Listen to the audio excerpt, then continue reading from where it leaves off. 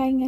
எவ்வளவோ சட்னி நம்ம விதவிதமாக செஞ்சாலுமே வாசனை வர்ற அளவுக்கு ஒரு சட்னி இருக்குது அப்படின்னா அது கண்டிப்பாக புதினா சட்னி தான். ஸோ அந்த சட்னியை சிம்பிளாக எப்படி செய்யலாம் அப்படிங்கிறத பார்க்கலாம். என்ன இவ்வளோ வெங்காயம் எடுத்து வச்சுருக்கேன்னு பார்க்காதீங்க. இது வந்து இன்னொரு சட்னி செய்கிறதுக்கும் நான் எடுத்திருக்கேன். ஸோ பெரிய வெங்காயம், பூண்டு, தக்காளி, புதினா கூட கொஞ்சமாக கொத்தமல்லியும் சேர்த்து அரைச்சிக்கோங்க. ஸோ இப்போ இவ்வளோ தான். இப்போ ஃபஸ்ட்டு புதினா கொத்தமல்லியை நல்லா க்ளீன் பண்ணி எடுத்துகிட்டு வந்துடலாம். புதினாவை இலையை மட்டும் போடுங்க, கொத்தமல்லி வந்து தண்டோடு சேர்த்திக்கோங்க. இப்போ பெரிய வெங்காயம் ஒரு 4 வெங்காயம் கட் பண்ணியிருக்கேன், 4 பல் பூண்டு, ஒரு தக்காளி. ஏன்னா நம்ம இதில் கொஞ்சம் புளி போட போகிறோம், ஸோ அதனால் ஒரு தக்காளி போதும். ஸோ இப்போ கடாயில் கொஞ்சமாக எண்ணெய் விட்டுக்கோங்க. இதில் 1/4 ஸ்பூனை விட கம்மியாக சோம்பு சேர்த்திக்கோங்க. ஒரு சிலர் வந்துட்டு கடலைப்பருப்பு, உளுத்தம்பருப்பு அதெல்லாம் சேர்த்து சட்னி அரைப்பாங்க. பட் அப்படி வேண்டாம், இந்த மாதிரி செஞ்சு பாருங்கள், சூப்பராக இருக்கும். ஸோ இப்போ பூண்டும் அந்த காஞ்ச மிளகாவை சேர்த்து நல்லா வதக்கிக்கோங்க. அதுக்கப்புறமா நம்ம வந்து வெங்காயம் சேர்த்திக்கலாம். ஏன்னா அந்த மிளகாவோட வறுத்த ஸ்மெல் வந்து அவ்வளோ சூப்பராக இருக்கும். ரெண்டாவது நம்ம அரைக்கும் போது அது வந்து சில்லி ஃப்ளேக்ஸ் மாதிரி அரைப்படும். ஸோ அப்போ டேஸ்ட் இன்னும் நல்லாயிருக்கும். இப்போ வெங்காயம் சேர்த்திக்கோங்க. சேர்த்துட்டு இதையும் நல்லா வதக்கிக்கோங்க. நீங்கள் சட்னி பொரியல்லாம் செய்கிறீங்க அப்படின்னா உப்பு வந்து ஃபைனலாக போடுங்க. ஏன்னா அப்போ தான் நம்ம எந்த அளவுக்கு எல்லா குவான்டிட்டியும் சேர்த்திருக்கோமா அப்படிங்கிறது தெரியும். ஃபஸ்ட்டே போட்டுட்டோம் அப்படின்னா உப்பு ஜாஸ்தி ஆயிடுச்சுன்னா ஒன்றும் பண்ண முடியாது. ஸோ அதுக்காக தான் இவ்வளோ வெங்காயம் எதுக்குன்னு பார்த்தீங்கல்ல. இன்னொரு சைடு கார சட்னி ரெடி பண்ணிகிட்ருக்கேன். அது சிம்பிள். வெங்காயம், தக்காளி, பூண்டு, காஞ்ச மிளகாய் இது மட்டும்தான் சேர்த்து நல்லா வதக்கிக்கோங்க. வதச்சி அதை ஆற வச்சுட்டு அரைச்சி தாளிச்சிங்க அப்படின்னா சூப்பரான கார சட்னி ரெடி ஆகிடும். ஸோ அது அப்படியே இருக்கட்டும், நம்ம புதினா சட்னி செய்வோம். பாருங்கள், வெங்காயமும் நல்லா வதங்கிடுச்சு. இந்த ஸ்டேஜில் நம்ம வந்து தக்காளி சேர்த்துக்கலாம். ஸோ தக்காளி சேர்த்துட்டு நல்லா வதக்கி விட்டுருங்க. சில பேர் வெங்காயம் வதங்கிறதுக்கும் தக்காளி வதங்கிறதுக்கும் தனித்தனியாக உப்பு போட்டுட்டு ஃபைனலாக கரெக்டான அளவு உப்பு போட்டுருவாங்க. பட் தெரியாதவங்க அப்படிங்கும்போது உப்பு ஜாஸ்தியாயிரும். ஸோ நம்ம ஃபைனலாகவே சேர்த்துப்போம்.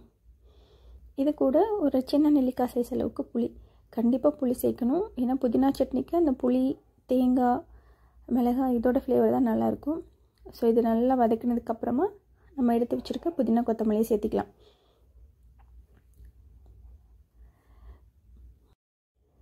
பெரிய கடாய் நீங்கள் யூஸ் பண்ணியிருக்கலாம்னு உங்களுக்கு தோணும். அப்படி இல்லை, நம்ம எந்த அளவுக்கு எடுத்துக்கிறோமோ அதில் 4ல் 1 பங்கு தான் வந்து கீரை கிடைக்கும்.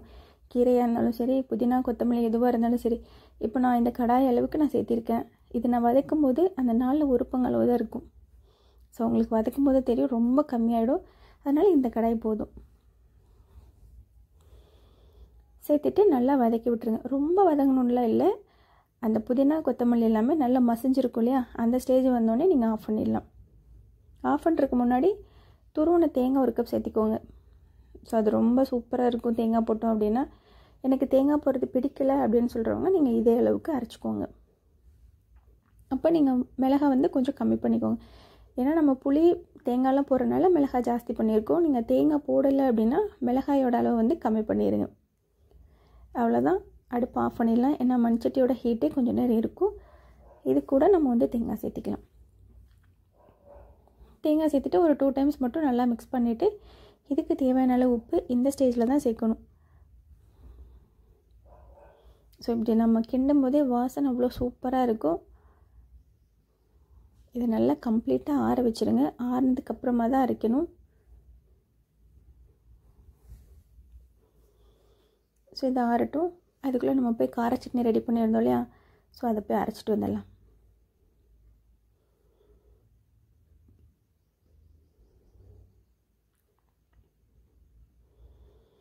ஸோ அவ்வளோதான், கார சட்னி அரைச்சி ரெடி பண்ணியாச்சு. இப்போ நம்ம புதினா சட்னி அரைச்சிட்டு வந்துடலாம். பார்த்திங்களா, சூப்பரான சட்னி ரெடி ஆகிடுச்சு. இதுக்கு தாளிப்பு வந்து வேண்டாம். வேணும்னு நினைக்கிறவங்க எண்ணெய், கடுகு, கருவேப்பிலை, காஞ்ச மிளகாய் ஒன்று சேர்த்திக்கோங்க. சேர்த்திட்டு அவ்வளோதான், சூப்பராக இருக்கும். பட் தாளிக்காமல் இருக்கிறதா இன்னும் டேஸ்ட்டாக இருக்கும். சைட்லேயே கார சட்னியும் ரெடி ஆகிடுச்சு பாருங்கள். இதுக்கு தாளிப்பு கண்டிப்பாக கொடுக்கணும். பட் அதுக்கு வந்து தாளிக்கணும்னு அவசியம் இல்லை. சூடான இட்லி கூட இந்த கார சட்னி, புதினா சட்னி வச்சு சாப்பிடுங்க. வேறு லெவல் டேஸ்ட்.